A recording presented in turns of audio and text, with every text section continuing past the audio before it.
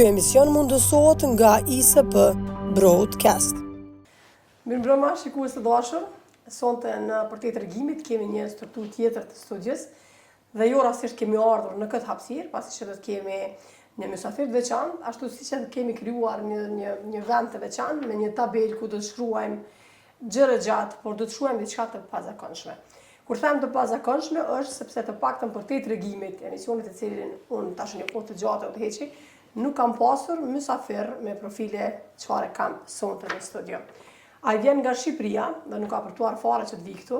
Nga Shqipëria thonë kështu, fare nuk kam prituar të vi, po unë po them s'ka pritu me ardh, edhe sot e kam përballë edhe falenderoj shumë për kohën që kanë darë për televizionin Albria.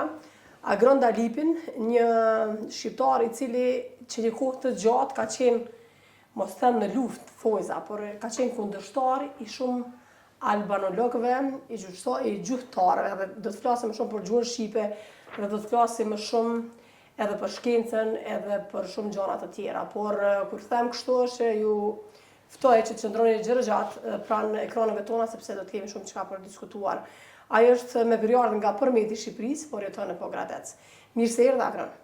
Mirë se ju gjeta dhe vi me një kënaqësi të veçantë në televizionin Arbëria, sepse e di që është një televizion i së vërtetës, një televizion ndryshe nga ata që quhen kombëtar, ky është kombëtar i vërtet. Këtu ndjem fiks si në shtëpinë time dhe mund të them gjërat që unë di mirë. Edhe ndjej atë ngrohtësinë e të gjithë stafit të çunave, gocave këtu dhe të qendrimit në veçanti. Me shumë kënaqësi erdha në emisionin tuaj. Faleminderit shumë. Unë dua ta bëj për shikuesit tanë me dije sepse Agron e kam takuar para disa dite në manifestimin e Lezhës, që ishte edhe për vjetori 581 vjetori i besëlidhjes në Lezhë, shikues të dashur, dhe kështu i kam takuar, kemi pasur mundësi që të diskutojmë për tema të ndryshme, por sot me që vjen nga Pogradec, jeton në Pogradec. Agron, ne dim shumë një lidhjen e kosovarëve, sepse po ndajemi kështu në këto kohra. Çfarë hapësira, çfarë ndihme na është ofruar në Pogradec? Është një kujtim i hidhur, por edhe i shpëtimin në një farë forme. Lidhja më e fortë e Kosovës me Pogradecin ka qenë në vitin 99, kur shumë kosovarë të deportuar nga gjenocidi serb përfunduar në Pogradec. Unë në asaj kohë nuk kam qenë aty, kam qenë në Athinë, por di nga njerëzit aty, bile edhe nga miq të mi nga Kosova që më kanë treguar që ne kemi ardhur në Pogradec. Edhe derisa mbaroi lufta dhe pastaj një pjesë u kthyen. Ka kujtime të bukura të asaj kohe që më kanë treguar, po mbase një herë tjetër, pasi sot jemi mbledhur për gjuhën. Po. Unë e di që vini shpesh apo jo në Kosovë. Keni edhe miq shumë. Po, është e vërtet, në Kosovë vi me shumë kënaqësi, shumë njerëz më njohin, edhe kur ulem për kafe dhe në rrugë më flasin. Edhe ndjem shumë i mirë pritur edhe i përshëndes të gjithë ata që nuk përtojnë të më flasin në rrugë ose në për kafe. Kosovarët janë njerëz shumë të dashur, janë shqiptar, shumë patriot, edhe nuk e di, po unë kam shumë miq edhe ndjekës prej Kosovës, të cilët jetojnë edhe këtu në Kosovë edhe jashtë, edhe ndjem mirë në miqësinë e tyre. Nga t'ja fillojmë sot. A do të flasim për gjuhën? Pse keni qenë aq shumë, keni pasur edhe kundërshtar, po edhe jeni vetë kundërshtar i shumë gjuhëtarëve, ju vetëm në Shqipëri, por edhe më tej, dhe kjo unë e di pse keni qenë, por dua të tregoj shikuesve tanë sepse për herë të parë kam sot në studio. Janë krijuar peticione, janë grumbulluar shumë njerëz kundër dhe pro. Çfarë ka ndodhur, Agron? Ma dëshifro pak këtë pjesën e gjuhës shqipe. Keni qenë madje edhe kundër Ekrem Çabejnë në një farë forme. E keni diskutuar apo? Shkenca në vetvete është një terren lufte. Po aty në vend që të përballen njerëzit, duhet të përballen idet. Edhe të triumfojnë ato që i rezistojnë logjikës shkencore. Unë nuk i futa, domethënë, shkencës për të bërë luftë. Unë e gjeta atë. E gjeta luftën të gatshme, në kuptimin që sapo unë dola me idetë e mia pati një reagim, një reakcion, Jo shkencor, sepse në shkencë dallojnë gjërat. Në qoftë se shkenca e vërtetë është ajo që merr në konsiderat idetë e reja edhe i vë ato në provë. Ndërsa dogma është ajo që nuk e pranon të ren, dhe dogma në fakt nuk sulmon idetë shkencore, sulmon personin që sjell idetë e reja në shkencë. Dhe kjo ka ndodhur edhe me mua. Shiko, në shkencë nuk pranohesh me njerë, pasi ka dogma. Ne e dim për shembull teorinë shkencore të heliocentrizmit, pra dielli në qendër të sistemit diellor, që e paraqiti Koperniku, e cila nuk u pranua në fillim. Jo vetëm nuk u pranua, po u luftua fort, sa i startë asaj teorie, u përndoqën, u dogjën, sepse është dogma. Por në shekullin tonë të ketë dogma shkencore është jo e moralshme, pasi shoqëria jonë edhe shoqëria europiane ka ardhur nga një rrugë e gjatë. Domethënë Europa e sotshme ka një traditë shkencore të vjetër, ka të saktësuara parimet shkencore me të cilat ajo ka mbritur atje ku është, dhe në shoqëri të ngurtësuara si kjo e jona, ku unë dhe të tjerë para me janë përballur me ngjarje të çuditshme, të paparashikuara, si të thuash, në këtë shekull të paraqisësh një teori dhe të arrestojnë, ose të përjashtojnë nga universiteti, ose të çojnë në përgjyqje për të dënuar. Asnjëherë nuk e kisha menduar, po ja këto më ndodhen. Dhe nuk është çështja thjesht se janë një grup që quhen ata që drejtojnë shkencën në përgjithësi, siç është Akademia e Shkencave në Tiranë ose Instituti i Gjuhësisë, dhe thjesht mbrojnë një dogmë dhe u duhet që ta mbrojnë dogmën sepse u rrezikohen botimet e tyre. Kjo do ishte më e pakta. Ajo që ka mbretur është tjetër gjë. Këtu nuk mbrohet një dogmë për hir të dogmës ose të një teorie shkencore. Këtu mbrohet një strategji e mirëfilt anti-shqiptare, e cila ka lindur në Beograd, të cilët na kanë studiuar mirë në shqiptarëve dhe e din fare mirë që ajo që shqiptari në thelb ka më të qëndrueshme, më identitare dhe më të fortë është gjuha e tij. Dhe kjo gjuhë duhet luftuar duke e asimiluar shqiptarin, ose duke i thënë që gjuha jote është gjuha me më shumë uazime në botën e gjuhëve, gati për të krijuar idenë që ai nuk ka gjuhë të vet. Dhe është investuar aq shumë për këtë gjë, sa e para vepër etimologjike që doli për gjuhën shqipe ka dalë këtu në Prishtinë, dhe ajo është me autor Eqerem Çabejn, por ka 7 vëllime, por nuk ka oponencë shkencore.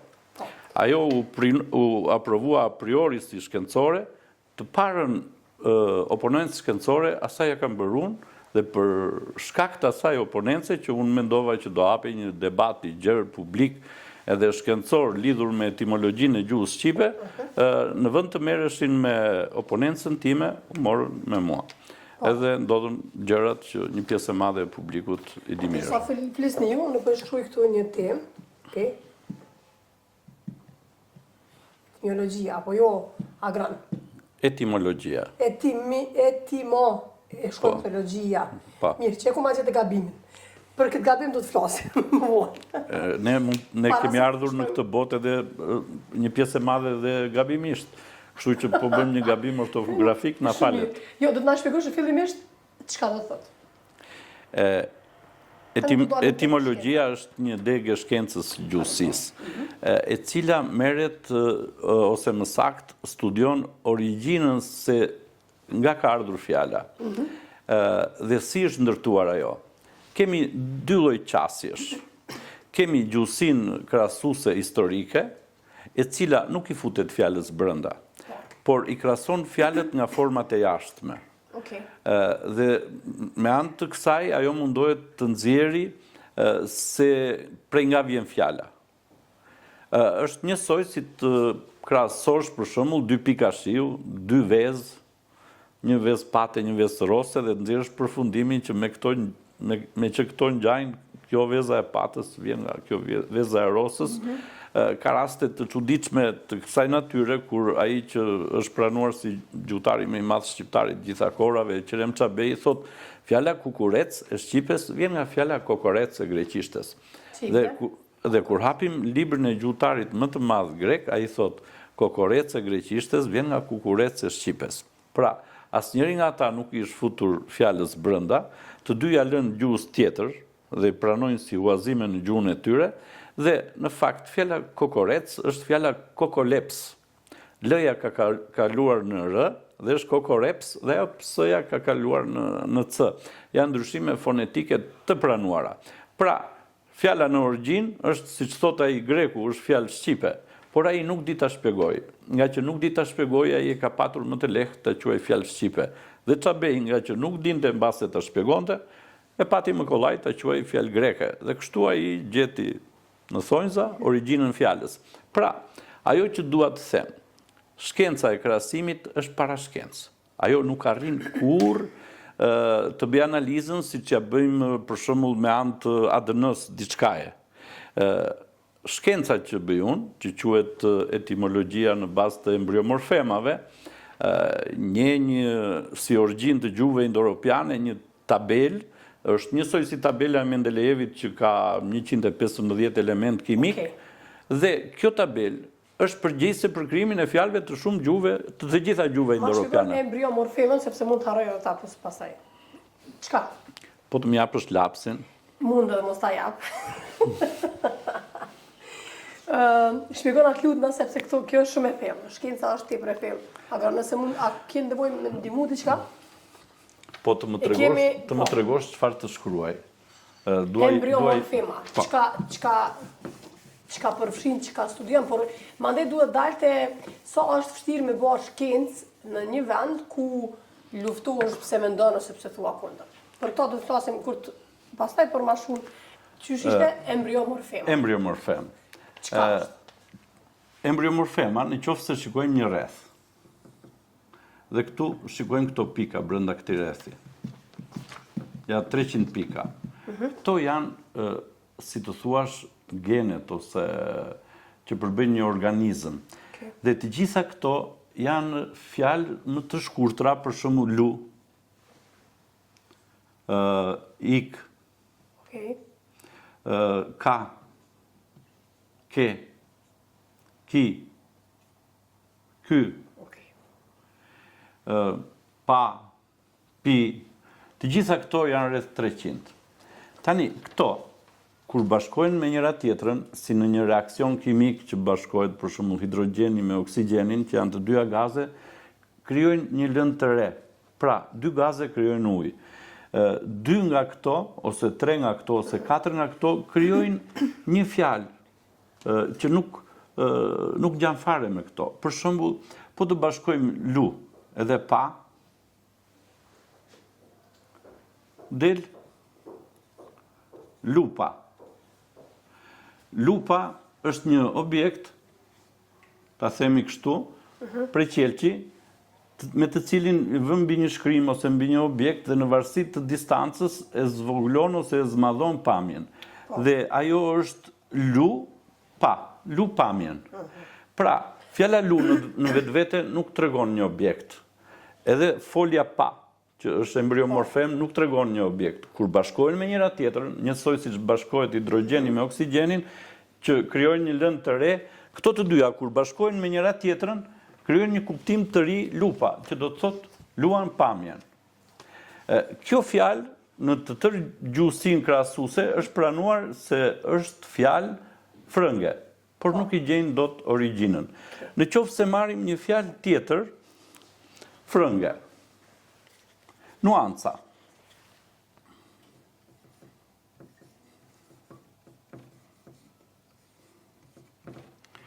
Nuanca. Të gjithë thonë që kjo është fjalë frënge, apo jo? Në qoftë se këtu marrim një ngjyrë, ngjyrë e kuqe, dhe është ngjyra bazë e kuqja, dhe shohim në këtë anën këtej, e forcojmë i afrohet të zezës. Në anën tjetër e sfumojmë i afrohet rozës.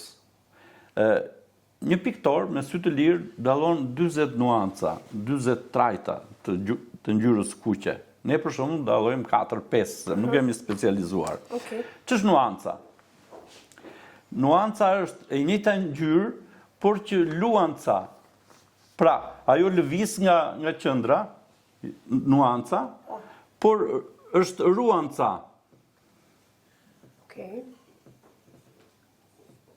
Pra, kemi fjalën ruanca. Ruanca domethënë nuk shkëputet komplet nga ngjyra e qendrës. R-ja bër l del luan ca. Pra, nuk është ngjyra tamam e kuqe, por luanca. Tani, kjo fjalë që është pranuar botërisht si fjalë frënge, shpjegimin e vet e jep në gjuhën shqipe. Kjo do të thotë që origjina e fjalës frënge janë embryomorfemat e shqipes. Kjo do të thotë që shqipja në fakt ruan të gjithë thesarin gjenetik të gjuhëve indo-europiane dhe kësaj shqipja në bazë të shumë praktikave të tilla, disa mira, etimologji të bërë me këtë mënyrë, tregon sepse në qoftë se kjo teori nuk tregon që është sistematike dhe nuk përsëritet në të gjitha etimologjitë e fjalëve të gjermanishtes, greqishtes, italishtes dhe të gjuhëve indo-europiane, urdu, persisht, atëherë ajo nuk është teori.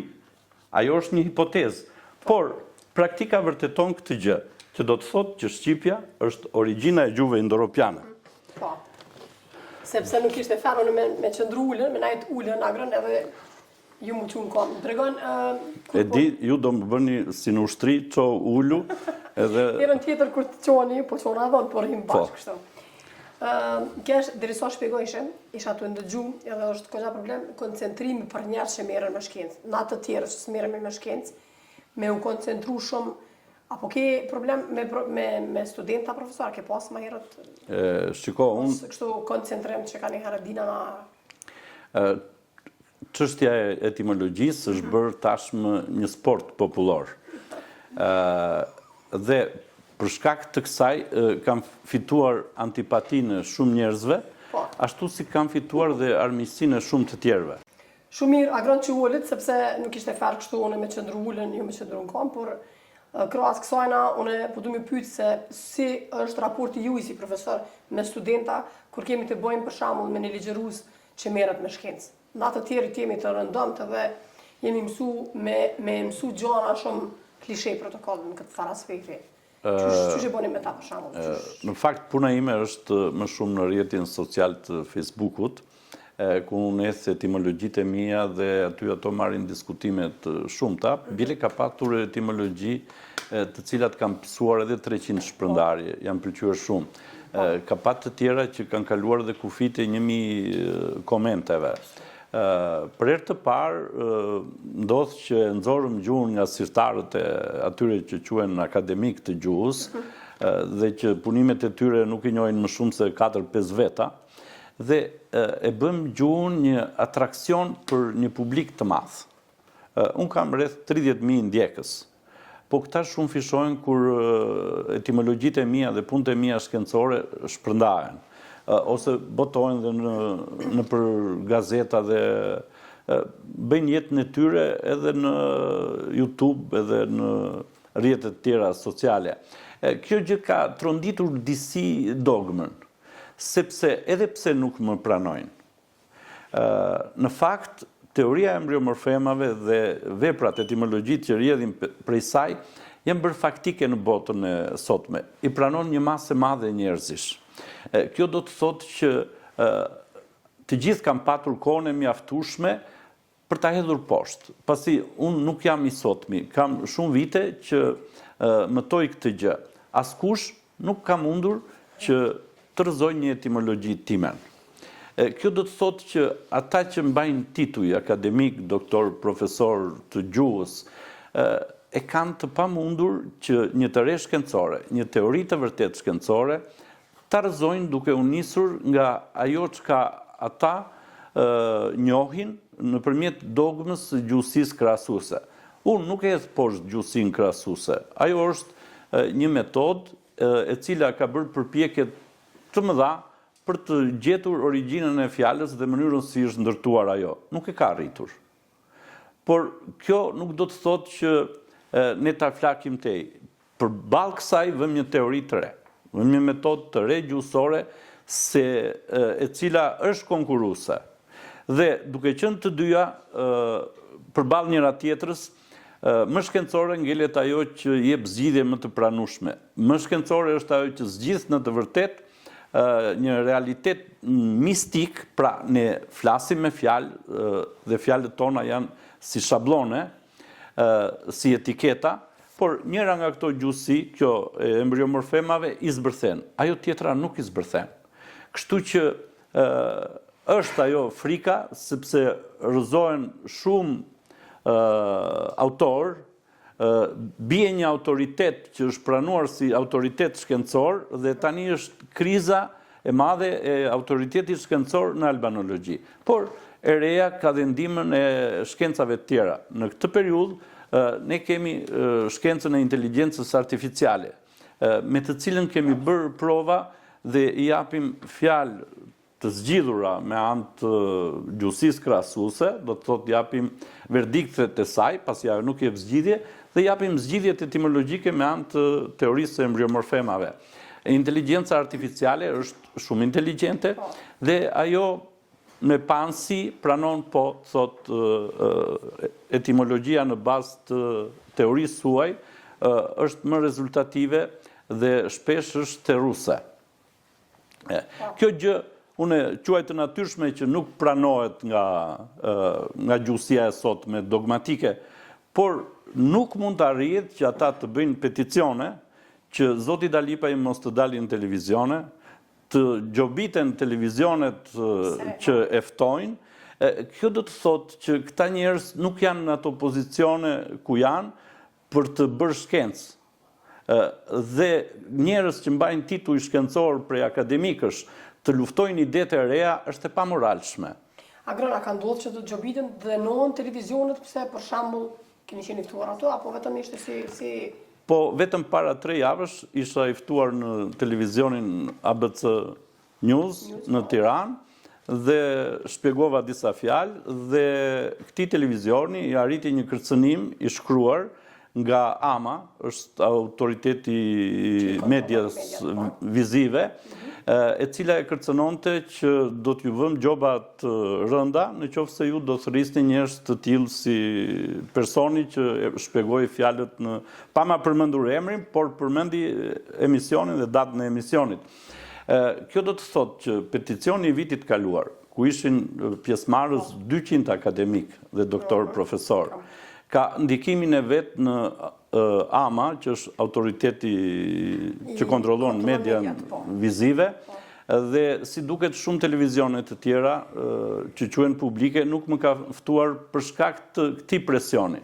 Do të thotë, AMA është vënë në shërbim të dogmës slavo-komuniste, e cila drejton atë që ne e quajmë albanologji.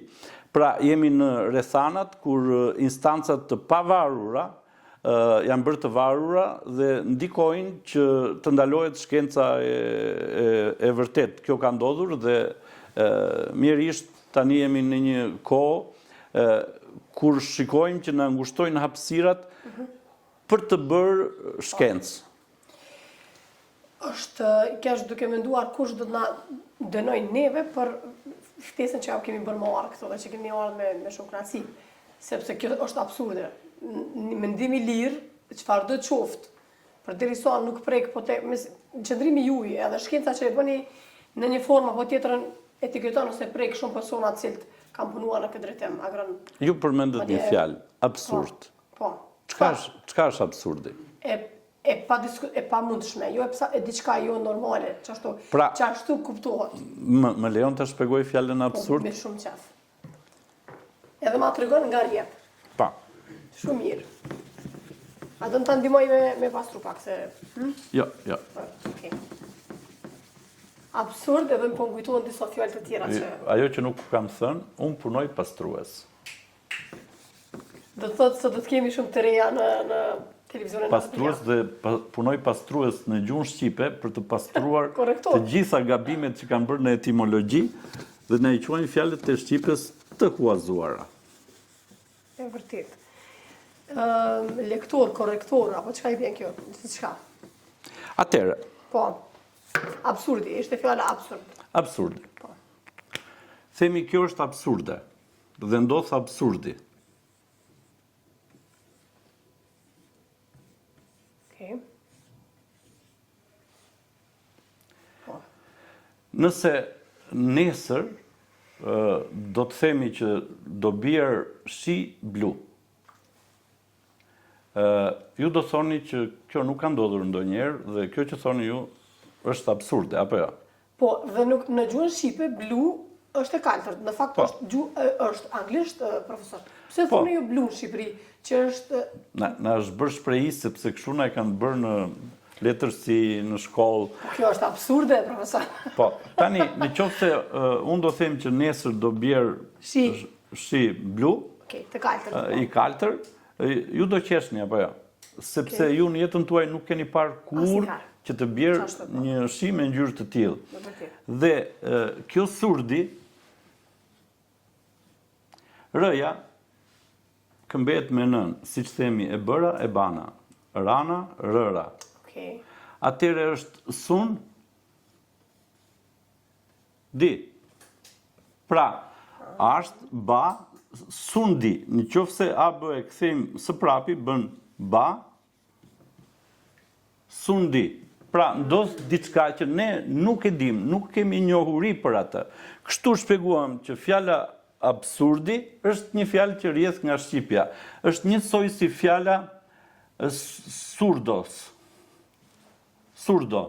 Çka është surdo? Nuk e di unë. I thonë shurdit në italisht. Okej. Dhe surdi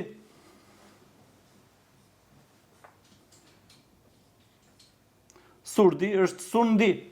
Pra, ai nuk ndjen. Nuk ndjen, po. Pra, shohim që në analizë të fundit këtë fjalë shqipes ja quajnë të ardhur nga latinishtja, por latinishtja nuk e shpjegon dot.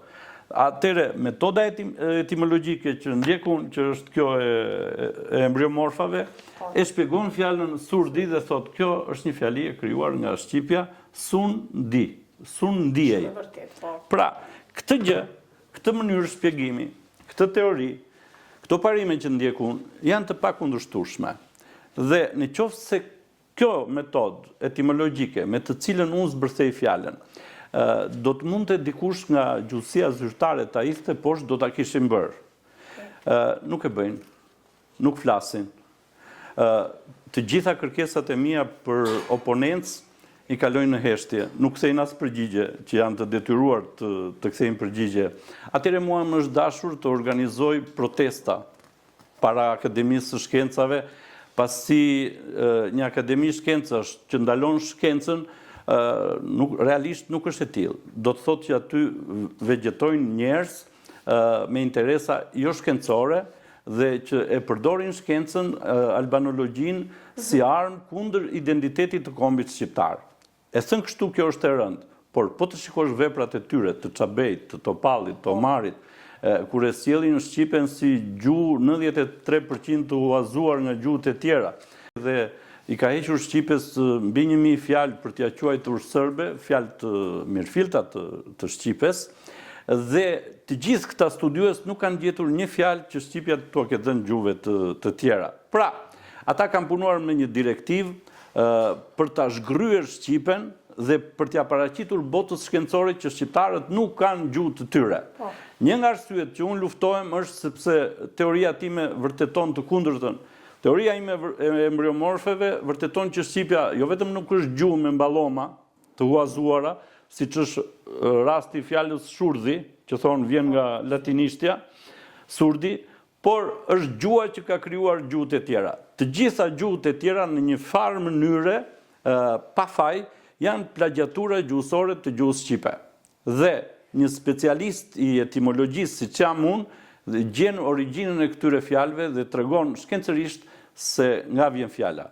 Gjuhësia zyrtare e sotme, ajo që njohin në Tiranë dhe në Prishtinë, nuk kanë një përkufizim shkencor ç'është fjala. Bile e thonë, ende nuk ka një përkufizim shkencor se ç'është fjala, sepse ende nuk dihet si është krijuar ajo. Këtë gjë, këtë mosdije në fakt e zhduk kjo teori që kam unë, e cila tregon se si është krijuar fjala. Fjala është një ekuacion embriomorfemash në një rend të caktuar, lidhje, që shpreh dhe emërton funksionin e një dukurie ose të një realje që ekziston në natyrë. Ky mund të ishte përkufizimi shkencor i drejtë se ç'është fjala. Vim te numri 3. Numri 3 ka 2 gjini në shqip. 3, që është gjinia e pranuar si gjinia femërore, apo jo? Po, shumë e vërtetë, po. Dhe 3 si gjinia maskullore. Tani, në qoftë se i pyet profesorët e gjuhës, akademikët e gjuhës, pse 3 është gjini femërore, edhe 3 është gjini maskullore? Nuk kam përgjigje. Po si është kjo? Pse themi 3 femra edhe 3 meshkuj? Pse mos të themi 3 meshkuj edhe 3 femra? Ku është gabimi? Dhe unë kam pyet vërtet s'po ja them emrin akademik të gjuhës. Dhe tha, kjo është bërë me marrëveshje. Çfarë marrëveshje? Midis gjuhëtarëve. Tani, pse është bërë me marrëveshje? Shikoni këtu. Po, 3. Këtu kemi ri, re. Brenda numrit 3 kemi mbiemrin i ri edhe mbiemrin e re. Që do të thotë, ç'është treshi? Treshi është numri që vjen mbas dyshit.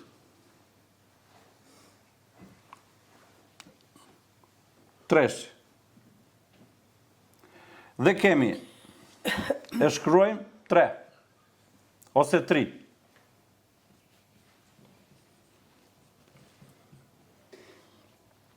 Atëre kemi, më ndiqni me kujdes. Numri 3 do të thotë, përmbledh edhe numrin 2. Apo jo? Është më i madh se dyshi. Pra, përmbledh dyshin, edhe 3 do të thotë ka dhe një të ri brenda. Dhe 3 do të thotë, përmbledh dyshin, ka dhe diçka të re brenda, më shumë. Dhe mbiemri i ri dhe re përcakton gjininë e numrit 3. Dhe ne themi rikonstruksion.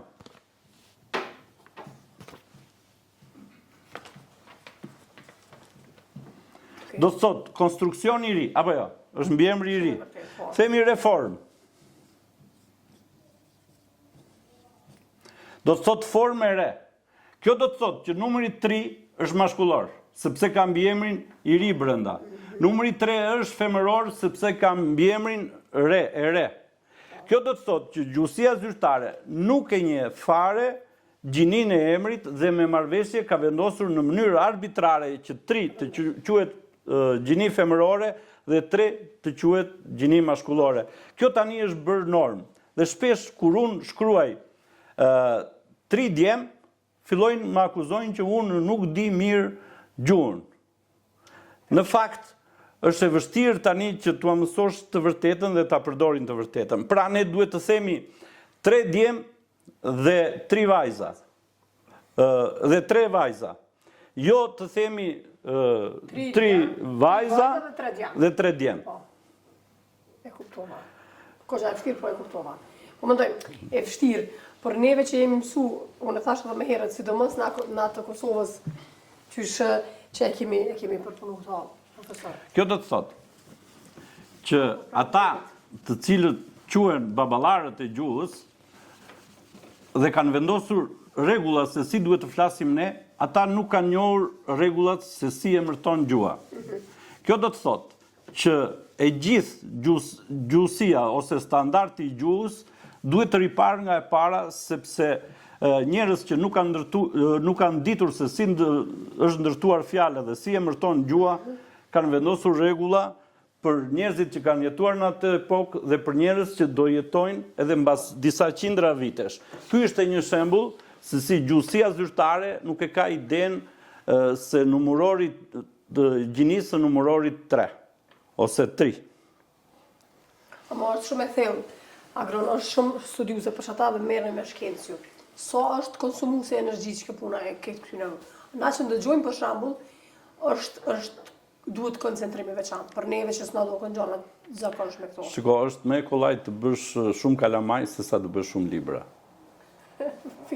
Shumë mirë për shpjegon.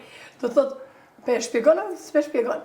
Pse është më kollaj? Jo, kam pasur një mik i cili me humor, kur më prezantonte, thoshte Agroni është nga Përmeti, te miqtë e vet, është babai 3 fëmijëve, mund të kishte bërë dhe më shumë, thosh, po u treguai përmbajtur, ka bërë dhe kaq libra, dhe ata shikonin e kishin mendjen atje tek fëmijët, ky që nga treguar i përmbajtur.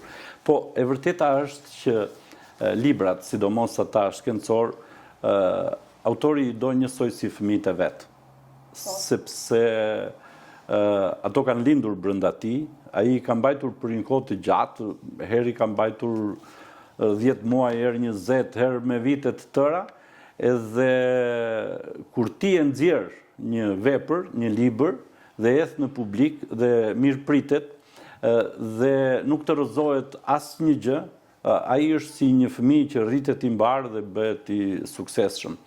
Unë njoh dhe shumë njerëz të tjerë që botojnë libra dhe i quajnë etimologjik, por kur bie në diskutim me ta miqësisht dhe i pyes cilat janë parimet që ndiqni ju për të bërë etimologji. Pra, cilat janë parimet me të cilat nuk kanë. Për shembull, njëri thoshte është parimi i rrethit. Atëherë i thash unë, po fjalën drejtës, si mund ta shpjegosh me parimin e rrethit, dhe as se mendoja dot për shembull se si rrethi mund të jetë parim në gjuhë. Po ju në çfarë parimesh bazone? 2 janë parimet kryesore. Parimi bazë është që gjua emërton funksionin e realjeve, dhe parimi i dytë është që gjua emërton karakteristikën kryesore të realjeve, të sendeve dhe të fenomeneve. Pastaj ka dhe parime shtesë që ndihmojnë që të konturohesh mirë në shkencën e etimologjisë. Një nga këto parime, 2 nga këto parime na i ka sjell i madhi Petrozhej, ai ka sjell parimin që e vërteta e fjalës ndodhet brenda fjalës, dhe parimin e algoritmit simbolik.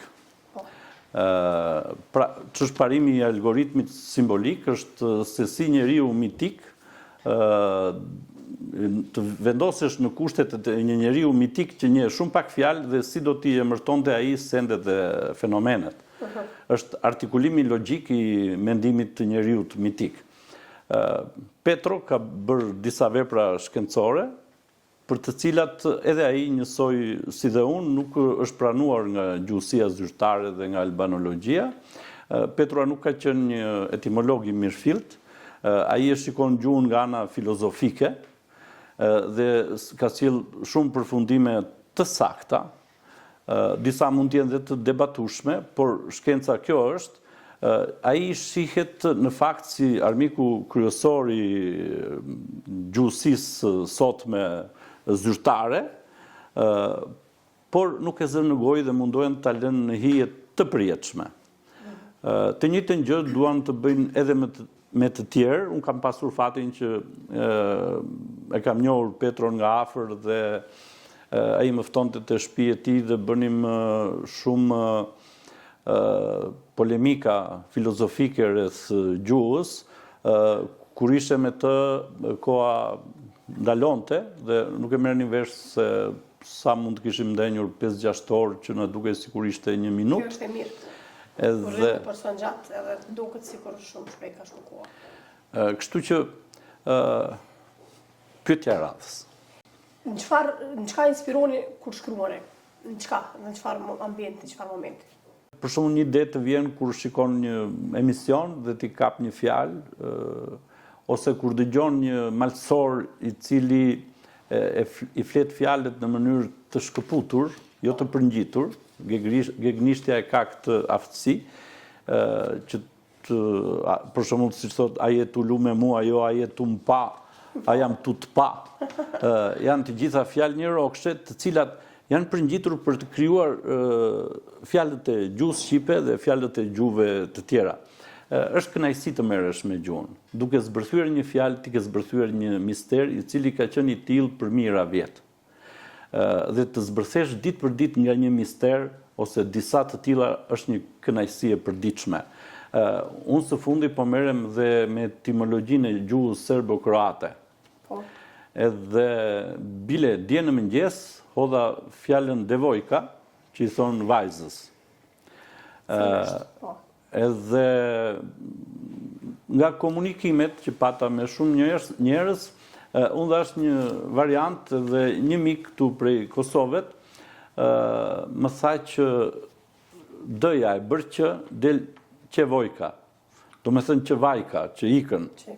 Sepse me kanun, shqiptarit kur i linde i femër në shtëpi, quaj që kish lind në shtëpi të huaj dhe kur martohej shkonte në shtëpi të vet. Atëherë ato vajzat martoheshin që nga mosha 13 vjeç, 14, 15, dhe ajo pjesën më të madhe të jetës e kalonte te shtëpia e burrit. Nga shtëpia e babës ajo nuk merrte pasuri, sepse gjente pasuri pjesën e vet atje ku vinte, dhe kështu kompensoi shoqëria sepse te familja ku ajo ishte kish vëllezër që vinin të tjera vajza që martoheshin dhe fitonin mbase pjesën e saj, kështu ishte rregulluar shoqëria e asaj kohe, dhe çup do të thotë çup, pra ikën, humbet edhe mbiemrin nga gjaku i babait, po edhe pasurinë. Edhe shkonte në një fis tjetër ku merrte mbiemër tjetër, bënte fëmijë familjen e saj dhe nuk trashëgonte mbiemrin e tiatit dhe gjakun nga fisi i tiatit. Dhe çik do të thotë që ik. Kështu që fjala devojka, d-ja e bër çevojka, çvajka. Kanë shumë ndërlidhje. Pra, do të thotë që ikën. Ky mund të jetë një transformim fonetik shumë i vjetër. Mund të jetë edhe disa mijëra vjeçar, sepse po t'i drejtohemi tabelës e embryomorfemave, aty marrin zanafil të gjitha gjuhët e familjes më të madhe gjuhësore në botë, të familjes që këta e quajnë familja e gjuhëve indo-europiane. Në fakt, në origjinë, ajo është familja gjuhësore e shqipes. Përsa të gjitha këto gjuhë referojnë të gjuha shqipe, të embryomorfemat e saj, nuk mund të thuash që është një familje që quajmë indo-europiane. Edhe gjuhët që fliten në Indi referojnë të gjuha shqipe. Edhe Chelsit. Në gjuhën në Pakistan, po të pyesësh një pakistanes, si quhet ky, ai thot çhap, sepse funksioni i këtij është çhap. Po kjo nuk është e vetmja fjalë, të gjitha gjuhët e Indis shpjegohen mrekullisht nëpërmjet shqipes. Një provë ka bërë një provë të rëndësishme ka bërë Petrozhej në librin e tij me 2 vëllime, shqipja dhe sanskritishtja, ku ai merr në shqyrtim mbi 100 fjalë të gjuhës sanskrite, që është gjuha më e vjetër e dokumentuar me shkrim të rregullt, dhe ai vërteton që kjo gjuhë rrjedh nga shqipja. Shqipja ka lidhje gjuhësore edhe me gjuhët semite që janë jashtë familjes gjuhësore të shqipes.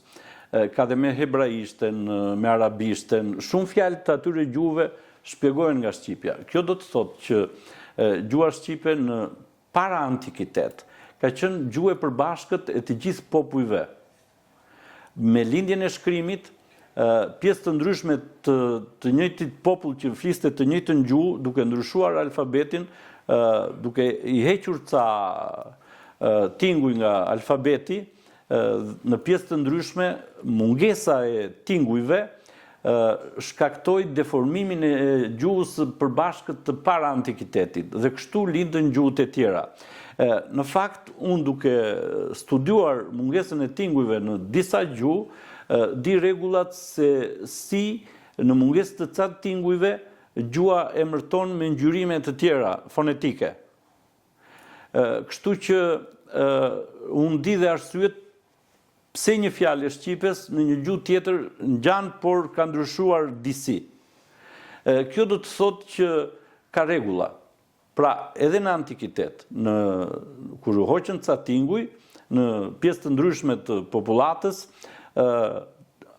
ato historikisht kanë një linjë deformimit, le ta themi kështu, dhe kanë deformuar ose tingullin paraardhës ose tingullin pasardhës.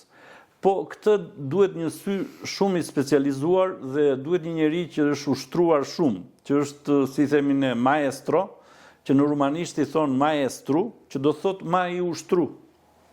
Po. Pra, edhe fjala maestro që quajnë fjalë latine, është një fjalë e mirëfillt e shqipes që ka ndajfoljen ma, edhe i ustru, ma i ustru, maestru. Qysh muna me zavendësu këtë fjallë ndryshe shqip? Ne kemi mjeshtër që do të thot më je shtru. Me mjeshtër. Je shtru më shumë në një zanat, në një profesion, dhe ke fituar aftësi natyrale për ta bërë shumë shpejt. Prandaj fjala mjeshtër do të thot më je ushtru, mjeshtru. Mjeshtru me rregullu, me ndreq. Kështu, Shqipja ka një aftësi të pasakont që nuk e gjejmë dot në gjuhët e tjera, është e vetmja gjuhë e cila mund të krijojë neologjizma sot, edhe për vetë Shqipen, edhe për gjuhët e tjera. Kështu për shembull, unë kam përgatitur një listë fjalësh të reja, neologjizma, por më mirë le ta filloj me një fjalë që kishte hedhur dje një miku im që jeton në Amerikë, Fatmir Ilyasi. Si mund t'i themi shqip fjalës lavaman? Okej. Aty ku i pastrojnë atë durt, ku i lajnë atë durt. Po. Jo, është ajo lavamani. Fatmiri thot, lavaman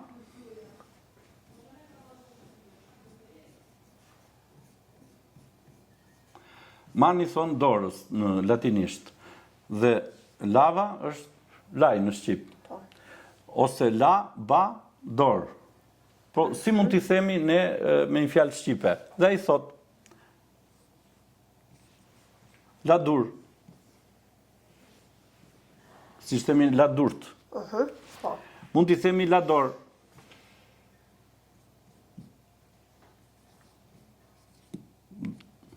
Mund t'i themi la duer.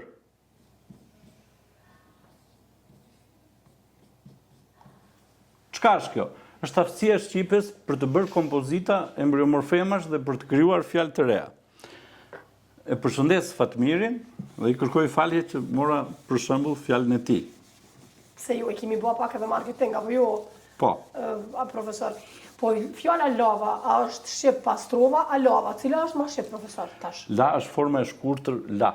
Okej. U ka la në lumë, u ka la në det. Pastru në lumë, s'munët. Po, pastrohet në lumë, sepse ne kur futemi në ujë zbut lëkurën tonë dhe merr pislëqet tona me vete dhe kur e ndihmojmë me të fërkuar, ato ikin, apo jo. E dini ju nga vjen fjala turp? Jo. Ja, kjo është turp. P-ja këmbet me bën, si që themi ne papa, baba. Atële është turp, apo jo? Okej. Por çka kemi? R-ja këmbet me lën, si që themi arbitër, albitër. Ose në gjuhën e fëmijëve, nuk thonë rëra, thonë lëla. Apo jo? Dhe turp është tulp. Të ul, bë. Ç'është turpi? Diçka që të ul. Apo jo? Okej. Kur themi ne lutem.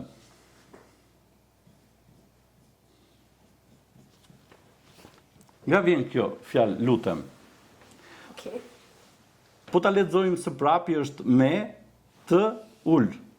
Pra, ne i lutemi dikujt se i kërkojmë një favor dhe i themi të lutem ma fal jetën. Në rastin ekstrem. Pra ti i ulesh dikujt ose i kërkon parë borx, do të thotë që ti je në nevojë dhe ti ul dinjitetin tënd duke kërkuar ndihmë te dikush tjetër. Dhe lutem është me të ul. Pra me të ul, për ul dikujt tjetër. Tani, vim tek ajo aftësia e gjuhës shqipe për të krijuar çfarë? Fjalë për vetë shqipen dhe për gjuhët e tjera. Faktin që shqipja ka krijuar fjalët e gjuhëve të tjera, unë kam në 8 librat e mi dhe aty kam vërtetuar jam marrë në shumicë me ato që ne na i quajnë huazime ose dhe fjalë të drejtë për drejta që nuk ekzistojnë në gjuhën shqipe, por ekzistojnë në gjuhët e tjera, por që janë krijuar nga shqipja. Po sot le të japim një mundësi si të thuash, ndjekësve të televizionit tuaj, për të krijuar idenë se si emërton Shqipja. Si mund ta quajmë me një emër të vetëm shkallën elektrike në Shqip. Pra, si mund të krijojmë një fjalë për të? Pra, shkalla elektrike është kjo. Dhe ti vjen dhe hipën këtu, apo jo? Po. Dhe fillon ajo lëviz dhe ti, pa lëvizur, ngjitesh deri këtu, apo jo? Kjo të krijon mundësinë që ti, duke ndënjur, të lëvizësh. Pa lujtur ti. Dhe kjo është pa, lu, ec. Pra, këtë shkallën elektrike ne mund ta quajmë paluec, sepse pa lujt ti ec. E vërtet. Kjo është një neologjizëm. Pra, shikoni se sa thjesht gjuha shqipe mund të krijoj fjalë. Do t'ju jap një fjalë tjetër që ka krijuar Butrin Balaj. Ai është autori i 2 fjalorëve, vëllimeve etimologjike për gjermanishten. Është shumë interesant. Po punojmë edhshëm në bashkëpunim me një universitet në Australi për të ndihmuar ata dhe punojmë bashkërisht për të krijuar blok skemat për një program në inteligjencën artificiale që konfirmon teorinë e embriomorfemave. Butrinti ka krijuar një fjalë për të zvendësuar fjalën semafor. Okej. Ç'është semafori? Ne themi kjo është kamba, sepse ka funksion mbajtës. Semafori ka 2 funksione.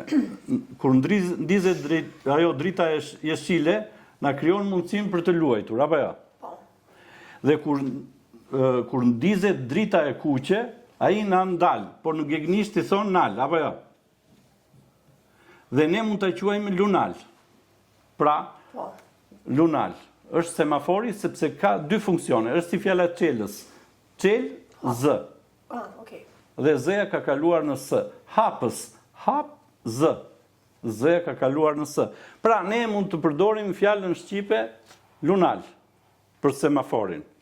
Unë kam këtu një listë të gjatë të fjalëve që ju mundi më interpretu, po për shembull materniteti më lënë shumë përshtypje. Te ne në Kosovë, te na e thojmë në ginekologji lindi foshnja, kaq kilogram ose kaq pesh. Në Shqipëri thuhet në maternitet. Materniteti është një institucion ose një godin me njerëz të specializuar, të cilët presin lindjen e fëmijëve në mënyrën e duhur. Në maternitet mund të ndodhi që kalon një këmbësore, që mund të jetë e huaj, zën dhimbjet e lindjes dhe është i detyruar materniteti ta presi për të lindur. Pra, është një vend ku mund të lindin të gjithë dhe ne mund ta quajmë dhe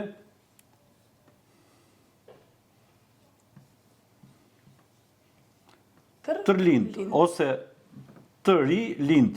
Pra, mund të, domethënë atje ku lindet njeriu dhe mund të quhet tërlind. Është një fjalë e cila mund të zvendësoj fjalën maternitet, sepse është shumë më shqip. Dhe kemi të ri lind. Po, të ri lind, tërlind.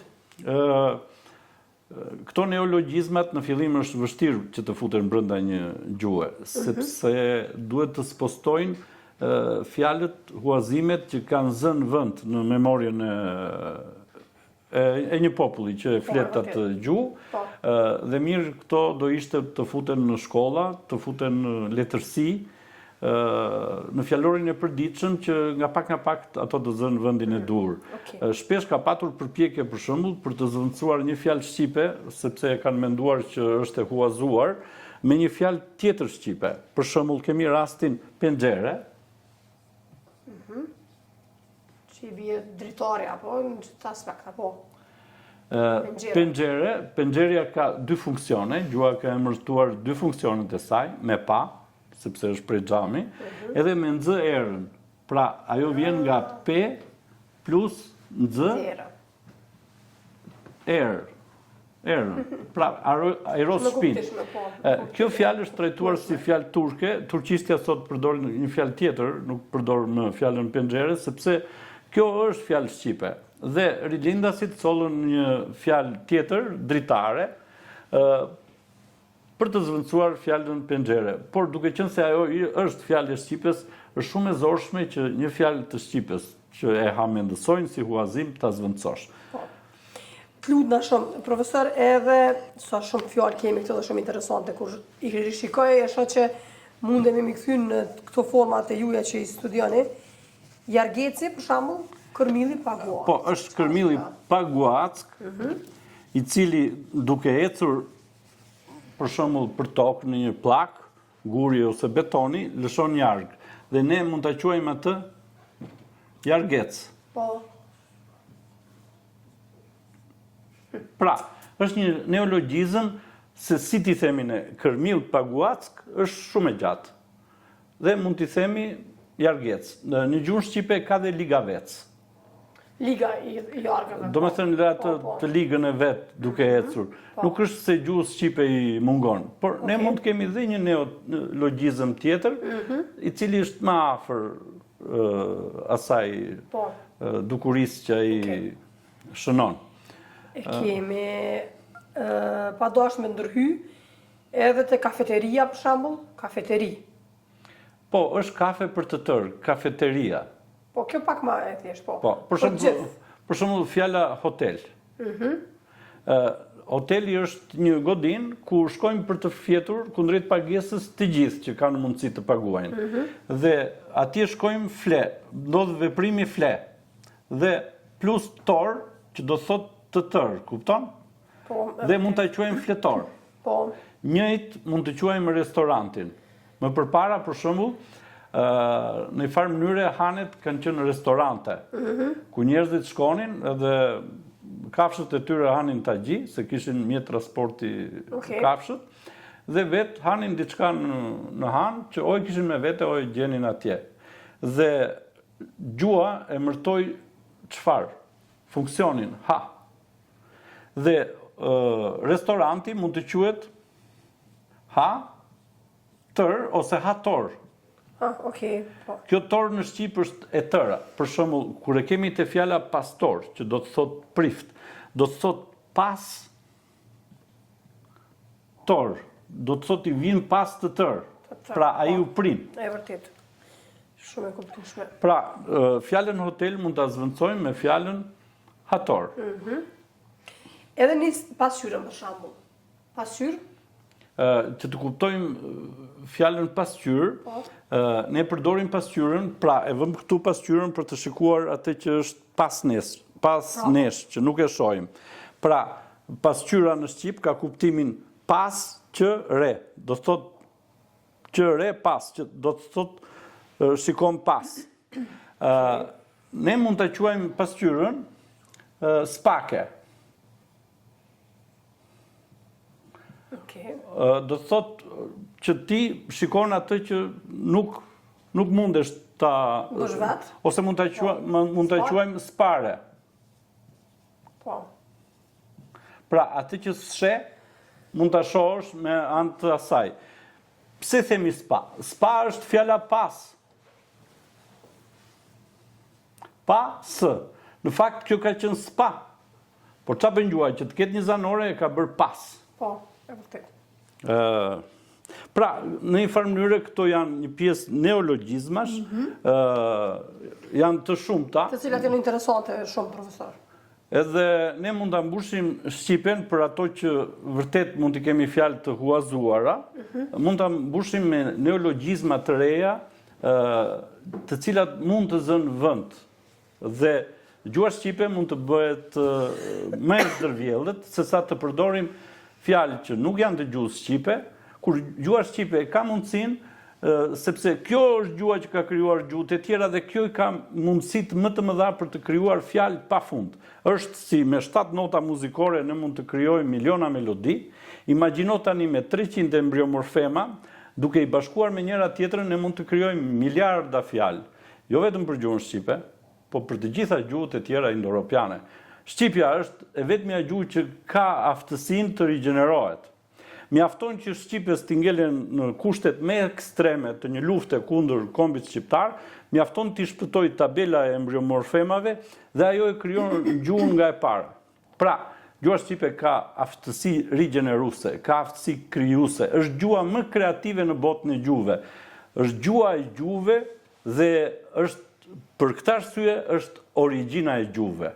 Këtë nuk mund ta kundërshtoj askush. Ne na del detyrë ta mbrojmë këtë teori, ta paraqesim, ta çojmë në universitetet të huaja dhe të përpiqemi ta vërtetojmë dhe të pranohet.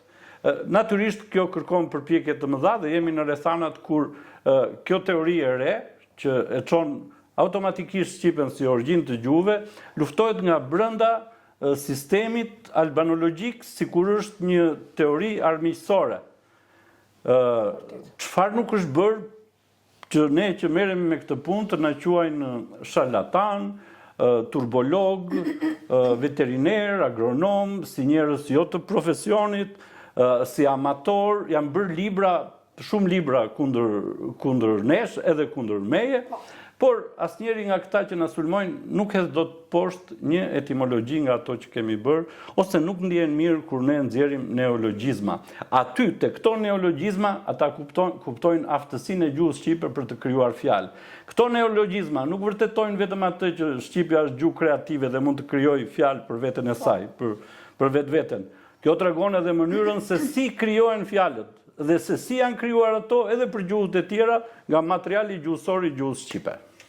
Profesor, çfarë them tjetër, përveç se seriozisht më zhduk, po më duket sikur me qenë në një ligjërat që kemi ndëgju për gjuhën shqipe, për ta këto fjalë që ke krijuar dhe do duheshin edhe orë të tëra për me mujt të paktën më ardh, jo deri në fund se s'mujm, po deri te mesi i gjithë atyre çka ke krijuar dhe çka ke studiu dhe çka ke bërë deri më tani. Ajo që mua më duhet është që interesante është se për të folur për gjuhën më kanë thirrur në xhami, më kanë thirrur në përkisha, ku kanë folur njerëzve, domethënë më kanë thirrur këto të religioneve dhe unë kërkoj që të më thrasin universitetet, u çoj dhe libra të mi për oponencë dhe të gjithë kanë frikë të më thrasin. I kam kërkuar për shembull Universitetit të Elbasanit. Më kthyen një përgjigje që ne nuk jemi të detyruar t'ju bëjmë oponencë ose t'ju thërresim në universitetin ton për promovim. Kjo do të thotë që nuk jemi të detyruar, po askush nuk i ndalon që të më ftojnë. Kështu që përgjigjja e tyre vërteton që shkenca që ata bëjnë, pretendojnë që bëjnë, është kthyer në dogmë. Në rrethanat kur del një teori e re, e cila mund të jetë edhe gabuar. Por askush nuk merr mundimin që këtë teori ta marrë në shqyrtim. Shkenca ka ecur edhe duke shkelur mbi teoritë e gabuara, sepse një teori e gabuar përbën një shkallë për ta kundërshtuar në shkencë. Dhe duke kundërshtuar një teori të gabuar, ti mund të zbulosh një teori të vërtetë. Por nuk mund të sillesh ndaj një teorie të re në mënyrën më dogmatike, siç sillen ndaj teorisë embriomorfemave. Të gjithë këta njerëz që sot sulmojnë persona si unë, që sjellin gjëra të reja në shkencën e albanologjisë, një ditë nuk do ndjehen mirë, nuk do ndjehen, si thon, komod, sepse sado që mundojnë ta ndalojnë, nuk mund të ndalohet e vërteta shkencore. Nuk ka fuqi në botë që të ndalojë atë e cila është e destinuar për të arritur në destinacion dhe në triumf. Nuk mund të ndalosh të vërtetën për gjuhën shqipe. Është e vërteta më e madhe në botën shkencore të gjuhësisë botërore. Është përmbysja më e madhe, është kjo teori. Është revolucioni më i madh shkencor në fushën e gjuhësisë në rang botëror. Teoria e embriomorfemave. Dhe kjo do kohën e saj për të ardhur në skenë me të gjitha hiret edhe pamjen e saj. Është gjëja më e bukur që do të ndodhi shqiptarëve në të ardhmen e afërt, që shqipja do pranohet botërisht si origjina e gjuhëve indo-europiane. Kjo do ndodhi dhe është absolutisht që është në rrugën e dur për të ndodhur. Profesor, ata mund të reagojnë, mund t'ju kundërshtojnë, mund të kenë mendime të kundërta me juve, por unë e pata shumë krahatsinë e madhe edhe shikuesit tonë, që më pas sot edhe me diskutu këto hulumtime, punën e juaj edhe këtë angazhim që e bën. Edhe faleminderit edhe një herë shumë për prezencën. Ju jeni një televizion pa komplekse. Ju mund të thrisni këtu edhe një profesor të Universitetit të Prishtinës të Gjuhësisë. Dhe mund të shfrytëzoni këto materiale. Dhe edhe pse ata e kanë të vështirë që unë të jem përballë tyre, le të jenë këto shkrime përballë atyre. Unë besoj që do t'ju ftojmë prapë të kemi kështu përballje, jo vetëm unë me ta, sepse unë e kam vetëm rolin e moderatorës, por do t'ju ftojmë prapë që të kemi edhe diskutime të tjera rreth gjuhës shqipe, edhe rreth gjithë shkencës që ju e bëni. Faleminderit edhe një herë shumë. Edhe unë ju falenderoj edhe familjen dhe në gjithë rrugtimin tënd që e bën në këtë drejtim. Për mua kjo është një gjë që është pasion dhe unë nuk ndjej lodhje kur merrem me këtë punë. Të gjithë ata që bëjnë gjërat me pasion, në fakt nuk ndjejnë lodhje. Është gjëja më e mirë që mund të bësh të ndjekësh pasionin tënd. Dhe kur pasioni yt të çon në zbulime të mëdha, ti ke kënaqësi shumë të mëdha. Faleminderit shumë profesor. Shikues të dashur, kemi pas një bisedë të gjatë me profesorin Agron Dalipin, i cili na tregoi shumë sfida gjatë rrugtimit të tij, gjatë shkencës, gjatë gjithë punës që e bën edhe si profesor, edhe si shkencëtar, por unë ju ftoj që emisionin e plot, po ashtu normalisht do të mund ta ndiqni në televizionin Arbëria në të njëjtën kohë. Edhe nesër kemi reprizën, por edhe gjithë emisionin dhe detajet e tjera do t'i gjeni edhe në kanalin e YouTube. Televizioni Arbëria, po ashtu do të kemi edhe sekuenca të shumta të ndara në Facebook, i cili është Televizioni Arbëria, dhe kështu do të mund të ndiqni detaje, do të mësoni shumë nga profesori Agroni për gjitha këtë punë që po e bën rreth gjuhës shqipe. Faleminderit shumë që jemi bashkë, që çdo vikend e kalojmë bashkë, dhe do të shihemi prapë të shtunën që vjen me një tjetër mysafir, në tjetër temë në emisionin për te tregimit. Mirëmbëngjes.